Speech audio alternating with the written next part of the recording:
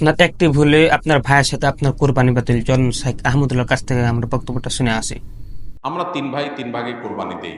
এক ভাইয়ের অবস্থা ভালো, তাই সে বেশিরভাগ টাকা দেয়, আর আমরা অল্প কিছু পরিমাণ শরিক হই। তাহলে কি আমাদের কোরবানি আদায় হবে কিনা, এটা একটা গুরুত্বপূর্ণ প্রশ্ন।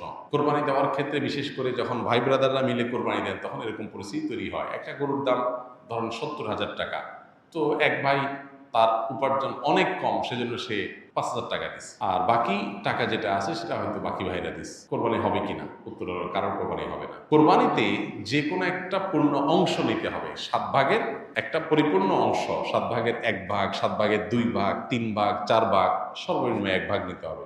ভগ্নাংশ নেওয়া যাবে না, অর্থাৎ 1 ভাগেরও অর্ধেক নেওয়া যাবে না। 2 ভাগ মিলে 1 ভাগ নিয়েছে হবে না, তখন সেটা গোস্ত খাওয়া হবে।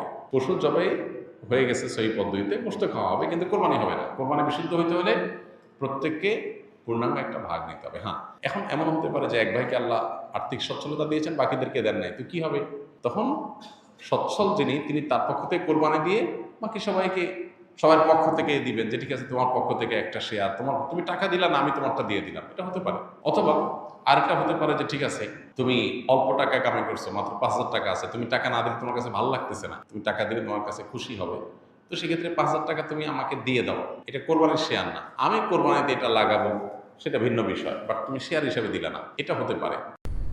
ভিডিওটি ভালো লাগে একটা লাইক দিয়ে দিবেন।